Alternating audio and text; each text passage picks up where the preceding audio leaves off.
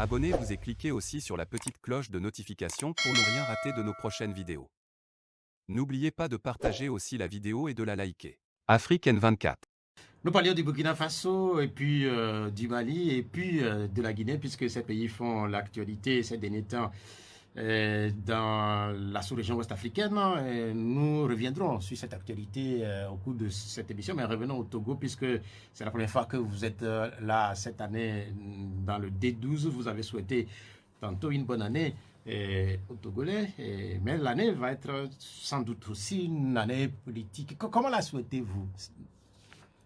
Ben, vous vous doutez bien que je ne peux que souhaiter que cette année voit se concrétiser les aspirations profondes des Togolais à une rupture avec la manière dont ils ont été gouvernés.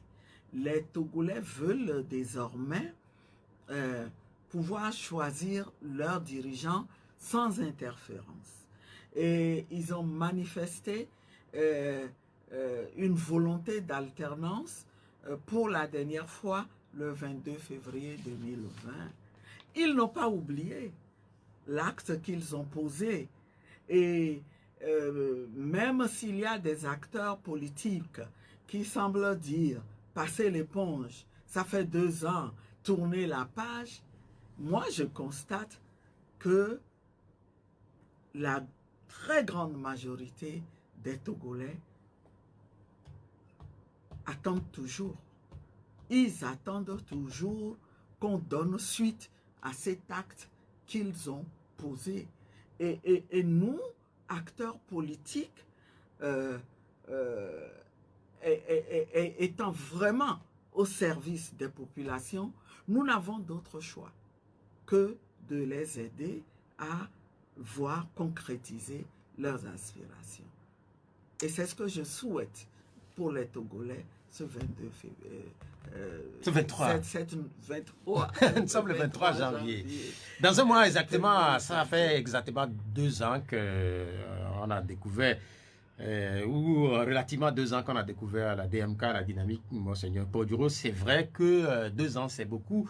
Vous êtes engagé à réaliser l'alternance et certains Togolais pensent que il est temps de définitivement tourner la page. Vous avez suscité un espoir au début avec le candidat Béomé, avec le prélat Monseigneur Philippe Fanoko Podro.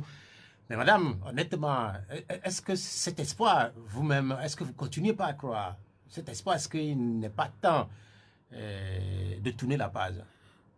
Pas du tout. Pas du tout. Parce que le genre de combat que nous menons, quand on le mène, il faut savoir compter aussi avec le temps.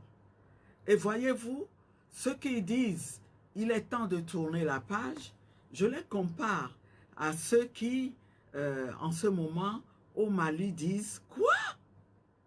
6 à 5 ans de transition? Ah non, pas du tout. » Pourquoi ils disent ça? Parce que beaucoup attendent les élections. Et ce sont surtout les politiques. Vous savez, ça fait longtemps que j'ai compris le problème du Mali. Je l'ai compris surtout en suivant une émission sur RFI de Alain Foucault. Et ce dimanche-là, je me souviens, il avait invité un acteur politique et une dame de la société civile qui s'est présentée comme pharmacienne, je crois. Et ce jour-là, cette dame était en train de dire à l'acteur, mais ne faites pas l'erreur de vouloir faire les choses à la va-vite. Vous voulez aller aux élections, dans quelles conditions? Vous voulez aller aux élections pendant que nous faisons face à ces problèmes de sécurité. Nous voulons cette fois-ci une rupture. Nous voulons qu'on prenne le temps de faire les choses. Elle a parlé de refondation. Et elle a dit à l'acteur politique, on vous comprend. Vous ne pensez qu'à vos postes. En fait, c'est ça. Ceux qui disent, il est temps de tourner la page, pourquoi le disent-ils? Ils le disent parce qu'ils pensent à des échéances électorales. dont certaines sont des échéances constitutionnelles, ils se disent, mais l'essentiel, c'est qu'on se prépare et que moi j'arrive à me battre pour arracher une petite position qui va me rapporter quelque chose. Mais ça là, il faut qu'on arrête. Il faut qu'on arrête de raisonner de la sorte. Il faut qu'on se demande, même si c'est difficile, comment faire pour concrétiser la rupture que les Togolais attendent. C'est notre rôle. Ne soyons pas égoïstes. Ne soyons pas égoïstes et changeons de logique. Changeons de logique. Qu'est-ce que ça a d'innovant et vraiment d'extraordinaire que de dire arrêtez et passer à autre chose? Ça veut dire on reste dans le paradigme habituel, la façon habituelle de faire les choses. Et ça ne peut plus marcher. Je disais Nous tantôt... devons saisir cette opportunité pour que les Togolais aussi rentrent dans le combat qui se mène pour que nos pays changent profondément. Vous pensez que ce qui se passe par exemple au Mali et ailleurs, cela va profiter au Togo? Dans une certaine mesure? Ah ben, de toute façon, les aspirations des Maliens sont aussi celles des Togolais. Hein, et ce ne sont pas les Togolais qui vont se désolidariser des Maliens. Même si chez nous, le contexte ne permet pas que les Togolais prennent la rue pour dire « je ne suis pas d'accord avec ce qui se passe », eh bien, ils le manifestent de leur manière. La preuve, vous avez vu au Mali, vous avez vu que les Togolais étaient là.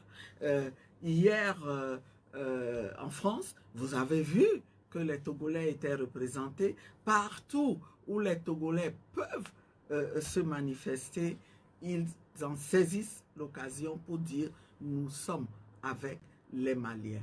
Et ce n'est pas pour rien, parce qu'ils savent que ça va être un jeu de domino. Si ça se passe quelque part, eh bien, le mouvement arrivera forcément ailleurs.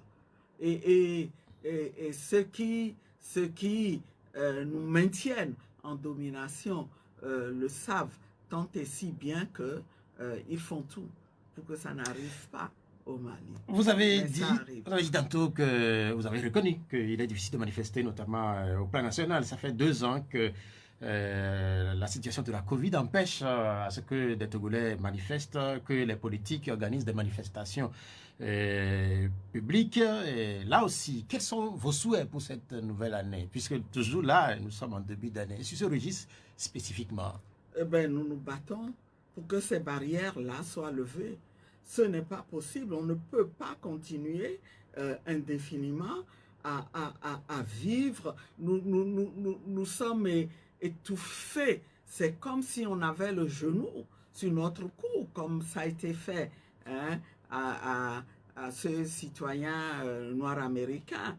Hein, et donc, nous ne pouvons pas rester longtemps. Ça fait partie du combat que nous faisons aussi pour que nous puissions récupérer de cet espace démocratique-là que nous avions pour pouvoir manifester normalement notre mécontentement. Vous êtes là devant moi, Madame Brigitte Adjemago Johnson, vous représentez la DMK, mais on sait la DMK, c'est Monseigneur Kodjo, la DMK, c'est Agbemi Kodjo. D'abord, Monseigneur Kodjo, qu'est-ce qu'il devient? Eh bien, Monseigneur Kodjo va bien, il tient le coup, il tient bon, il attend toujours de voir ce changement-là et je pense qu'il le verra. Il le verra. Il en est de même de Gabriel Kodjo qui se bat, et pas plus tard qu'il y a quelques jours, s'est exprimé sur la situation du Mali en faisant un lien avec ce que nous vivons au Togo. Nos destins sont liés et nous n'avons pas d'autre choix que de continuer à nous battre. Sur la situation spécifique de Monseigneur Philippe Fanko Kodjo, on sait qu'il est âgé, plus de 90 ans, et il vit en exil à l'extérieur, en Suède où il fait excessivement froid, mais c'est quand même pénible. Bien sûr, bien sûr, et ça devrait nous donner à réfléchir. C'est un sacrifice important qu'il consent et je pense que si tous les Togolais faisaient pareil, eh bien, nous atteindrons rapidement nos objectifs. 2 ans après les premiers pas de la dynamique, les actions de la dynamique continuent de susciter un certain nombre d'incompréhensions. Certains acteurs comprennent toujours pas, mais il y a cette question. Comment finir par régler définitivement ce qui constitue des dissensions entre vous, des gens qui se réclament de la même famille politique, notamment de l'opposition? Et on sent que vous n'êtes pas totalement soutenu. Par qui? Par les autres acteurs. Ben, écoutez, nous sommes soutenus par le peuple, hein, qui est propriétaire de cette lutte, le peuple au nom duquel nous nous battons. Et je pense que tous les acteurs qui sont des démocrates sincères, des républicains, comprennent le combat de la DMK et le soutiennent. Et vous nous demandez, il me semble, quoi faire. Ben, quoi faire quand il y a un problème? Il faut en parler. Et nous ne demandons que ça. Nous ne demandons que ça. Malheureusement, nous constatons que le régime fuit ces vraies discussions qui vont permettre d'aborder les vrais problèmes que nous posons. Et au lieu de cela, semble continuer dans sa fuite en avant en donnant l'impression, comme il le fait souvent, comme il l'a toujours fait hein, depuis plusieurs décennies. Vous parlez de régime. Moi, je parle des acteurs qui font la même route que vous. Je parle des acteurs de l'opposition. Oui, vous parlez d'eux en quel sens? Dans le sens où certains ne continuent pas à vous comprendre. Certains vous demandent même de présenter des excuses. Attendez, attendez. Nous sommes dans un combat qui est un combat citoyen qui a une connotation politique très forte, même si au stade où nous sommes arrivés, on a voulu l'ouvrir. Il est souhaitable que ça soit ouvert et qu'on puisse impliquer que davantage de citoyens se sentent concernés. Nous ne sommes que dans ce combat. Et à ce que je ne sache, à ce jour, nous avons eu des positions claires, nous avons posé des actes clairs dans le sens de ce combat-là. Si on me reprochait quelque chose dans ce sens, je présenterai volontiers mes excuses. Et je voudrais m'en tenir à ça. Hein, je voudrais vous dire que,